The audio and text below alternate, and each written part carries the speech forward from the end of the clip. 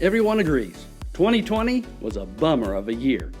Most of us are hoping that 2021 is going to be better. Not so sure yet, but here's to hoping.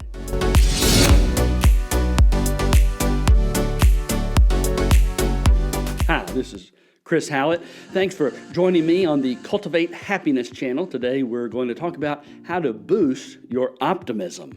It's amazing to see some of the latest findings about how our brains function with these complex electrical pathways. You know, your brain is sort of like the wiring in a house. Habitual thought patterns make physical changes in your neural pathways, and you get set in your way of thinking and perceiving the world. So it's kind of bad news if you're a persistently negative, the cup is half empty, pessimistic kind of a person. But there's really good news. Those pathways are pliable.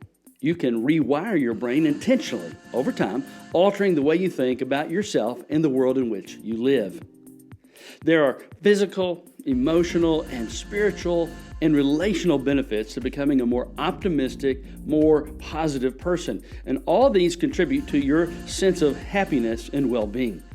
There are 5 practices I want to talk about today, so let's jump in. Practice gratitude.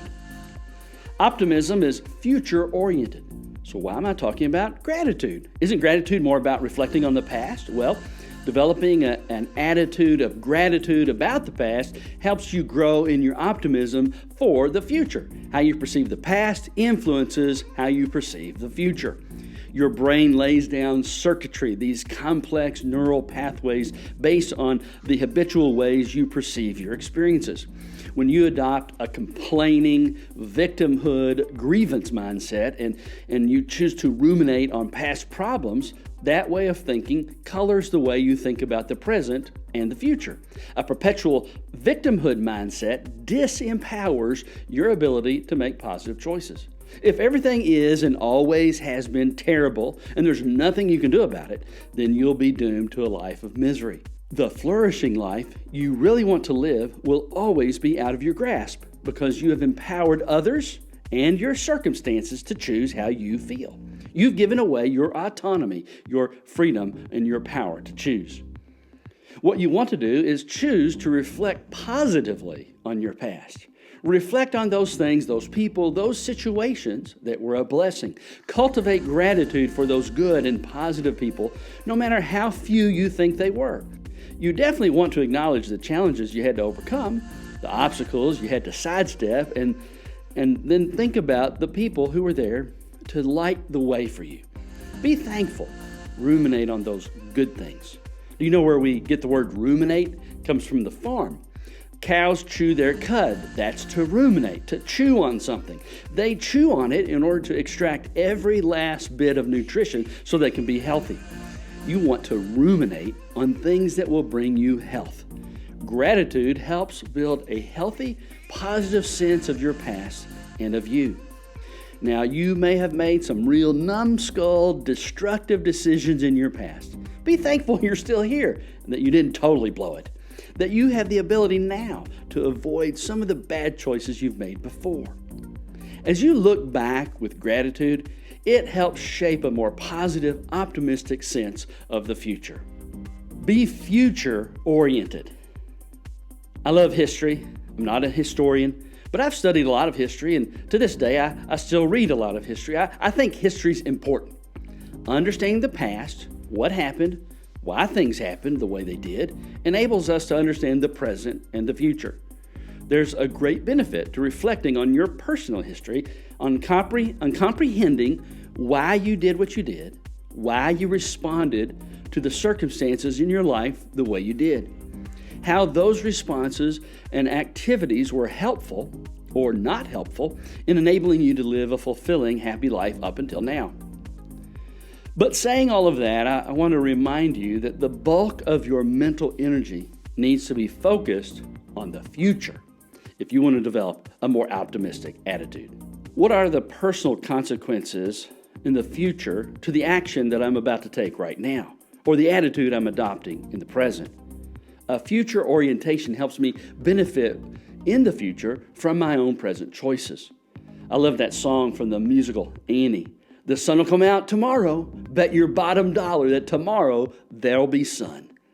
Obviously, this may be an overly simplistic attitude for some circumstances and situations, but be careful that you don't make the opposite mistake and make things too complicated. The reality is that you have the power to make tomorrow better than today, based on the choices you're contemplating right now about your actions and especially your attitude. Learn from the past, but lean into a positive, optimistic future. And that naturally flows into the third practice. Focus on what you can do. I had a really annoying teacher in elementary school who, in response to a student saying, "I can't," would always say, "You're an American, not an American't." If she said that once, she said it 100 times. Well, you can't do everything, but you can do some things. And focusing on what you can do makes a big difference. In mathematics, there's a concept of set and subset. A set is a collection of things, of numbers, objects, whatever. A subset is a smaller collection of things, of which all are part of the larger set. So think about dogs. All dogs, that's a set. There are different subsets. Chihuahuas represent a subset of the set dogs. All Chihuahuas are dogs, but not all dogs are Chihuahuas. Chihuahuas represent a subset of the set containing all dogs. There's a set of things I care about and a subset of things for which I'm responsible. The set of things that I care about is big, but the things that I'm responsible for is smaller. The number of things I care about is larger than the things I'm responsible for.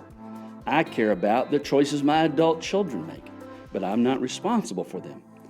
I can have some influence, but ultimately they make the decisions. I care, but I'm not responsible.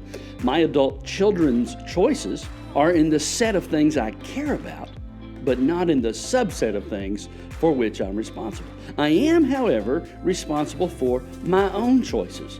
I'm responsible for what I eat, whether or not I exercise, what I take into my brain through the television and internet, the people with whom I choose to spend my time. All of these things are both in the set of things I care about and in the subset of things I'm responsible for. If you stay focused on the stuff that matters to you, the stuff that you care about, but that you don't really have responsibility for and power over, well, you can get frozen and do nothing. Or you can get frustrated because all your mental energy isn't helping. Or you can lapse into a victimhood, negative, pessimistic mindset. What are you actually responsible for? What can you influence? Where can you make a difference? That makes up the subset of the things you can do. And you need to do the things you can do and not worry so much about the things you can't. Combat negative thoughts. Mindfulness is the art of being aware of your inner dialogue. Each of us has an inner dialogue that runs throughout our waking hours. This self-talk has a whole lot to do with whether or not you're optimistic. A high degree of negative thoughts about yourself, your companions, and the world will naturally lead to a more pessimistic mindset and thus to a less than happy experience of life. Pay attention to what you're thinking about. Does your mind tend toward negative explanations for what's happening or positive? For instance, you text a friend and there's a delay in response. Negative exclamations may sound like this: "He doesn't like me," or "She never answers back in a timely manner," or "I don't really matter to him." Those negative thoughts can snowball into a negative mindset, which leads to pessimism. Instead of evaluating your circumstances negatively, combat those negative thoughts with something more positive or neutral. He might be on a call. She may have silenced her phone. Or he's in the middle of something. He'll get back to me as soon as he can. When you have a negative thought, you want to challenge it and substitute a better thought. Consider a student faced with a bad grade. They could say, "I'm stupid," or "I'll never do better than this," or I just don't have what it takes." These three explanations are almost certainly untrue, but if you say them to yourself and believe them, they may devolve into a negative self-fulfilling prophecy. It's best to combat those negative thoughts and provide a substitute. "I didn't get much sleep before that test. I'll do better next time." Or, "I find this subject challenging. I can seek out some extra help." You're not a bad person because you thought a negative thought, and not all negative thoughts are bad. But also, you don't have to believe those negative thoughts. You can dispute them and substitute something more positive and become a more optimistic person. Consider your friends and coworkers. With whom do you spend most of your time? Turns out that optimism and pessimism is contagious. Take notice of the people you're around. What's their outlook? How do they deal with adversity? Listen to them describe their life and their circumstances. How is this person's optimism or pessimism affecting you? Just as you combat your own negative thoughts, you can combat the negative expressions of others. Now, it might not be helpful to do this out loud. I mean, you're not looking to get into an argument. But if your friend says something like, "Nothing ever goes my way," you can simply dispute that in your own head.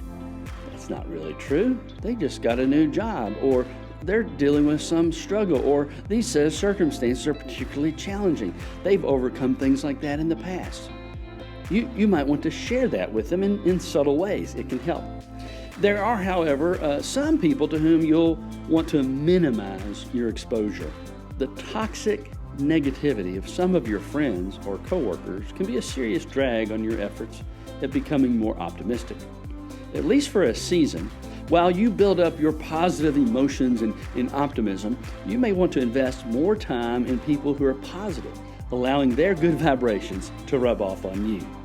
So, these are 5 positive practices to boost your optimism.